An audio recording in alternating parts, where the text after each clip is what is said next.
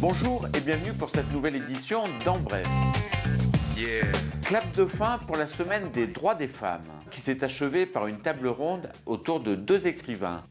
Véronique Pittolo, auteur de La résurrection passe par les pieds, et d'Emmanuel Pirer, prix Médicis 2012 pour Féerie générale.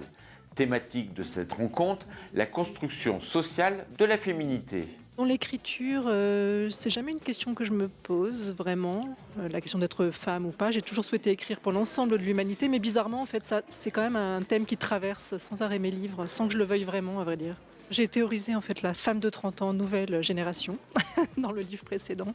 Et en fait, au départ, comme la langue française est bizarre, avec ce « e » muet attribué seulement aux femmes, j'avais tendance à écrire plutôt au masculin, ce qui faisait des livres un peu étranges. Une rencontre qui, comme toutes les manifestations de la semaine, a rencontré un large public très investi par le sujet. Les femmes font un travail invisible sur tous les continents et dans toutes les nations, et c'est juste qu'elles soient visibles, c'est pas les défendre plus qu'autre chose. Elles sont assez grandes pour se défendre elles-mêmes, et je crois que les féministes ont fait en sorte qu'il y ait toutes les lois et tout le juridique à leur service. Maintenant, il faut s'en emparer. Voilà. C'est juste qu'elles existent et que l'égalité soit effective, puisque nous avons les lois pour la faire. Le saviez-vous, en 2012, 3 millions de dons de sang ont été réalisés en France et chaque année, 1 million de malades sont traités grâce à ces dons. Des besoins importants sans cesse en augmentation alors que les dons restent constants. Des campagnes sont donc régulièrement lancées en France par l'établissement français du sang pour augmenter ces dons. Le don de sang est très important. Pourquoi ? Parce que d'abord c'est un geste vital qui permet de sauver des gens. Il y a 1 million de personnes chaque année, 1 million de malades qui sont traités grâce au don de sang. Il n'y a aucun produit à l'heure actuelle qui est substituable. Il n'y a pas de produit de synthèse. Donc c'est un produit tout naturel, mais en même temps auquel on ne peut pas incontournable et qu'il faut absolument favoriser pour satisfaire ce besoin des établissements de santé. Depuis 5 ans, l'ASM soutient et participe à la promotion du don de sang. Le 13 mars dernier, joueurs et donneurs volontaires étaient donc au rendez-vous au stade Marcel Michelin. Parce que ça peut sauver des vies et puis dans des moments d'urgence, il y a des personnes qui sont dans la difficulté et il faut aller très vite, donc c'est une très bonne chose. Je crois qu'on est aussi nous très sensibilisés à ça dans le sport de haut niveau, donc c'est bien que ça se fasse ici. Je crois que les gens en plus peuvent découvrir un lieu assez sympa et ça se fait dans de bonnes conditions. On a besoin de donneurs et en France on n'est que 1%, voire 2% de la population à donner, ce qui est très peu, et ce qu'il faut savoir c'est qu'un jour, là on est donneur, mais un jour on peut être receveur aussi. Pour donner votre sang, le prochain rendez-vous est fixé au 13 mai, place de Jaude. Et pour renseignement, une simple carte d'identité est nécessaire. Alors, venez nombreux. La 28e édition de Vidéoforme se déroulera du 20 au 23 mars. Et que l'on soit amateur ou passionné, elle devrait une fois encore détonner. Installations et performances d'art vidéo et de création numérique seront au rendez-vous d'un événement qui réunit chaque année près de 10 000 visiteurs. C'est le 19 mars que s'est tenu à Polydôme le 3e Forum régional emploi et handicap organisé par Handisup Auvergne qui pour l'occasion a fêté son 20e anniversaire. Un rendez-vous important puisqu'il rassemble une 50aine d'associations et une 60aine d'employeurs de grandes entreprises, de PME ou de services publics.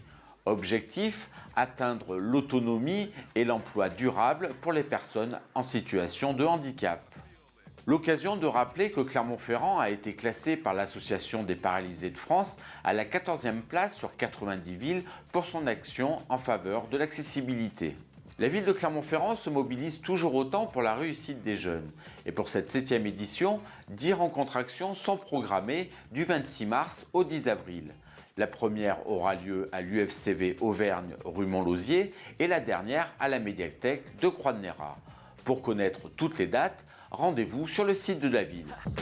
Dans le cadre de l'élaboration de son plan local d'urbanisme, la ville de Clermont-Ferrand a organisé une conférence débat sur le thème paysage urbain en présence d'Henri Bava, paysagiste et cofondateur de l'agence Terre. Il s'agissait ainsi de répondre aux spécificités clermontoises. Ce qui me semble comme ça, a priori, très important sur Clermont, c'est ce voisinage avec cette chaîne de montagne. Bien entendu, on est collé à la faille et à la chaîne de montagne.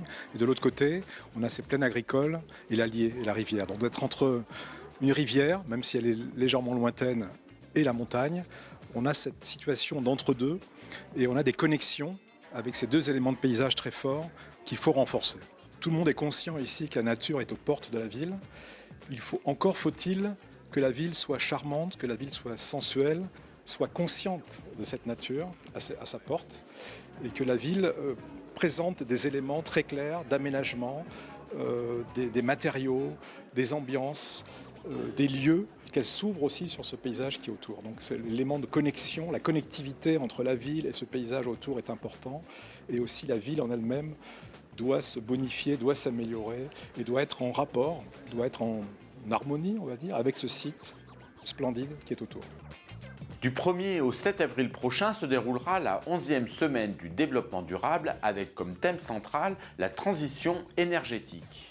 Alors cette année, c'est la 11e semaine du développement durable. Le thème national est la transition énergétique. Donc ce qui correspond bien au thème que la ville peut mener dans cette semaine, puisqu'elle a décidé de mettre en avant son plan climat-énergie territorial qu'elle est en train d'élaborer. Un plan climat-énergie territorial en élaboration avec la population, mais qui va encore évoluer. Alors il est en cours d'élaboration, c'est-à-dire qu'il y a eu des concertations au niveau des conseils de la vie locale de décembre à février. Et là, il y aura une deuxième partie de concertation au moment de l'exposition à l'espace Victoire, où les Clermontois vont pouvoir venir discuter et pouvoir apporter encore des contributions. Durant toute la semaine, de nombreuses manifestations se dérouleront, notamment dans les maisons de quartier, les écoles et les associations. Et pour tout savoir sur le programme, je vous propose de vous rendre sur le site de la ville. Une annonce pour les amoureux des vieilles bobines avec la 19e édition du Cercle des Amis du Cinéma qui aura lieu du 19 au 26 mars au cinéma Le Capitole. C'est une véritable institution qui va disparaître puisque l'ancien bâtiment de la montagne va être détruit. À compter du 8 avril, la rue Morel-Ladeuil sera donc fermée à la circulation. Prenez-en bonne note. Il est loin le temps de la Starac. Depuis, Olivia Ruiz s'est tracé une route pleine de succès.